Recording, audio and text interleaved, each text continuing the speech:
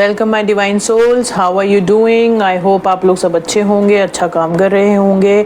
और आज हम डिस्कस करने वाले हैं नो कांटेक्ट सिचुएशन, या फिर बहुत ही कम अगर आपका अपने पर्सन के साथ कांटेक्ट है तो क्या सिचुएशन है, उनकी क्या फीलिंग्स हैं आपके प्रति, आपकी कैसी फीलिंग्स हैं, सिचुएशन कहाँ जा रही है, क्या आप एक्सपेक्ट कर सकते हो आने वाले कुछ दिनों के अंदर, और आपके लाइफ में अब क्या ट्विस्ट एंड टर्न्स आने वाले हैं और डिवाइन आपको क्या गाइडेंस देगा। ये सब चीज़ें हम लोग आज डिस्कस करेंगे इस रीडिंग के अंदर।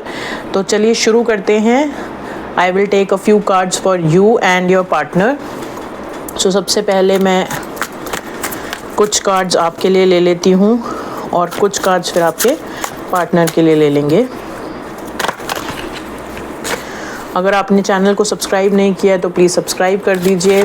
पर्सनल रीडिंग्स के लिए आप मेरे से कनेक्ट कर सकते हैं, मेरा नंबर बायो में है ऑलरेडी, आप उस नंबर पे मुझे व्हाट्सएप कर सकते हैं। So for you 8 of pentacles, 10 of swords, 6 of wands, page of cups. For your person 3 of swords, 10 of Pentacles, 5 of Wands, the Devil.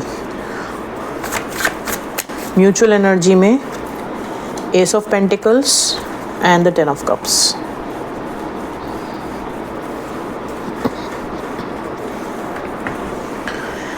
Okay, सो अगर मैं आपकी फीलिंग्स की बात करूं तो अभी आपके केस में आप काफ़ी ज़्यादा वर्कोहॉलिक हैं। You are putting all your efforts in your career, putting all your efforts in your money.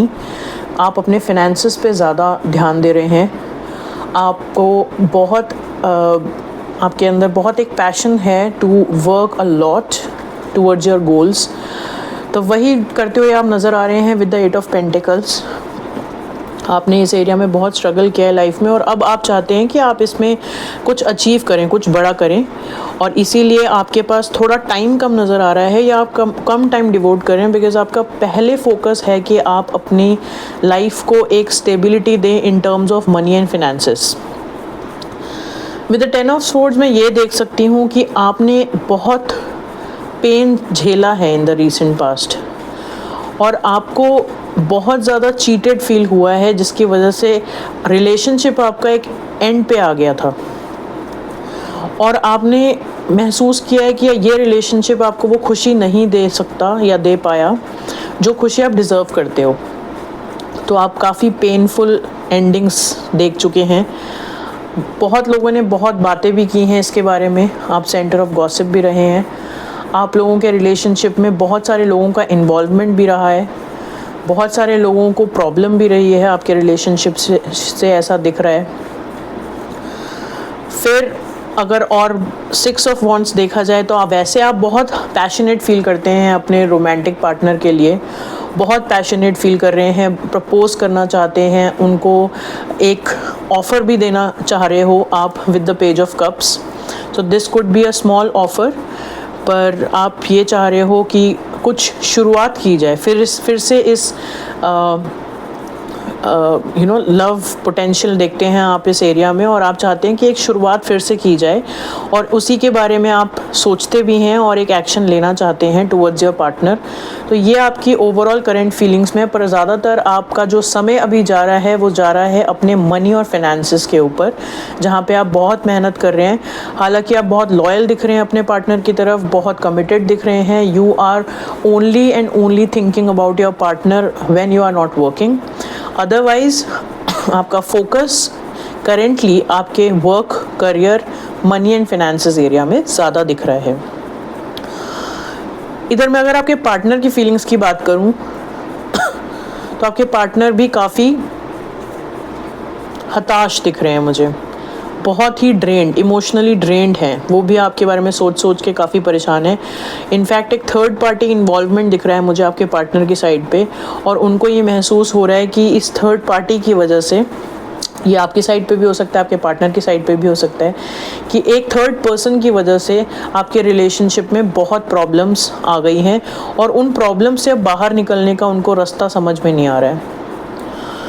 वो आपके साथ एक सिक्योर्ड इमोशनल कनेक्शन देखते हैं, वो आपसे मिलने के लिए बहुत एक्साइटेड फील करते हैं, आपसे शादी करना चाहते हैं, आपसे एक लॉन्ग टर्म कमिटमेंट करना चाहते हैं, आपके साथ अपना फ्यूचर देखते हैं, आपको ही अपना सोल पार्टनर समझते हैं, मानते हैं, आपके लिए बहुत कुछ करना चाहते हैं। वो एक कंप्लीट फैमिली देखते हैं आप में।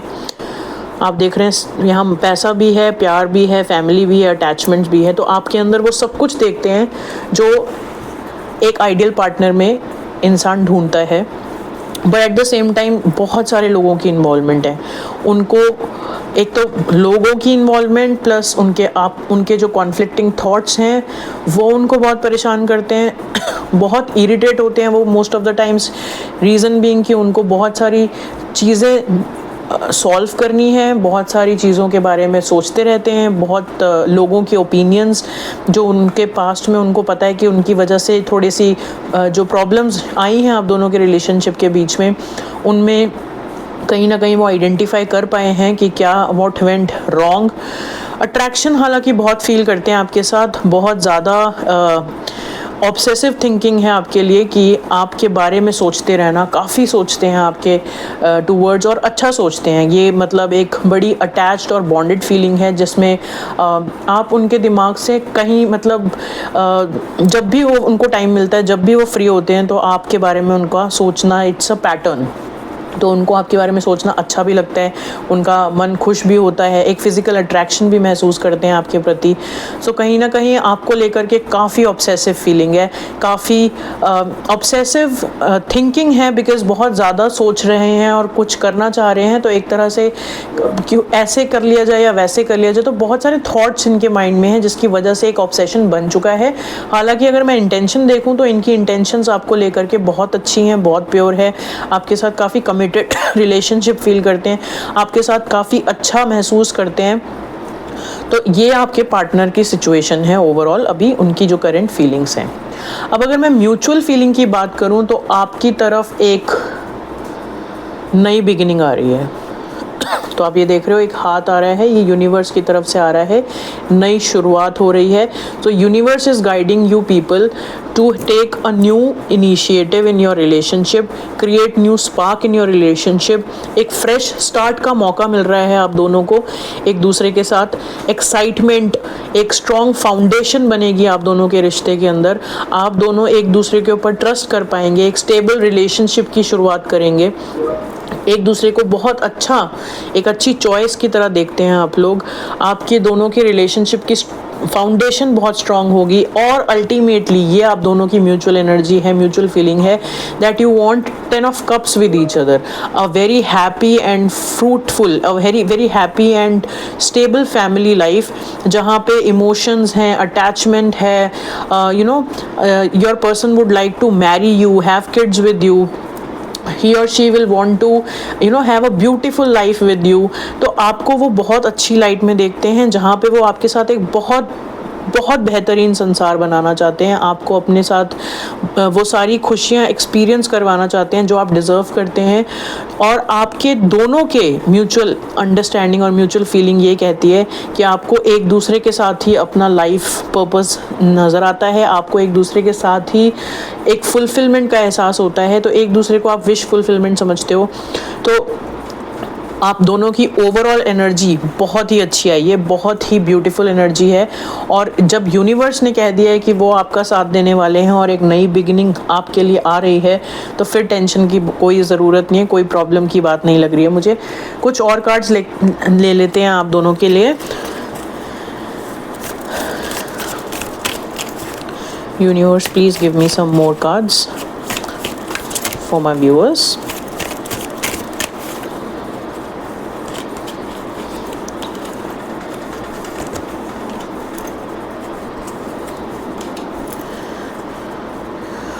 ओके, सो फर्स्ट कार्ड आपके लिए ये आया है narcissist, second is water sign, communicate.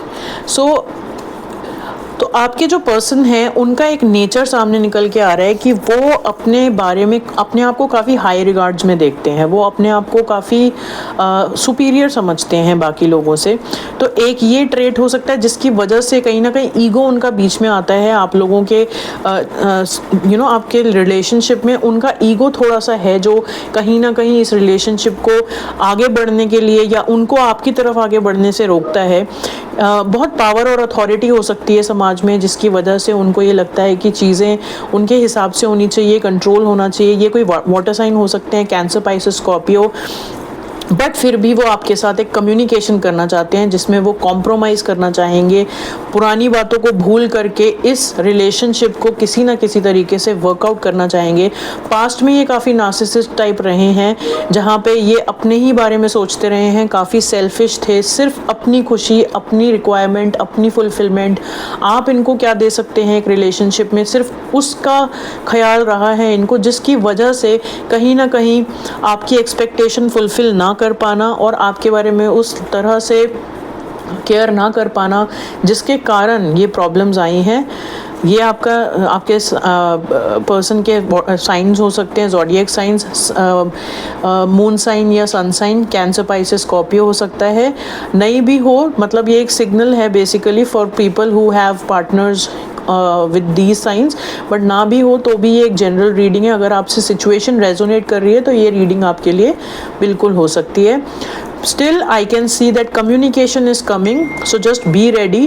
आपके लिए कॉम्प्रोमाइज़ करने को तैयार हैं आज, वो सारी पुरानी बातों को छोड़ने के लिए तैयार है, वो सारे पुराने डाउट्स को छोड़ने के लिए तैयार हैं जो कभी आपसे इनको रहे हैं या उनके बारे में इनफैक्ट क्लैरिटी मिलती है नहीं मिलती है, but now this person has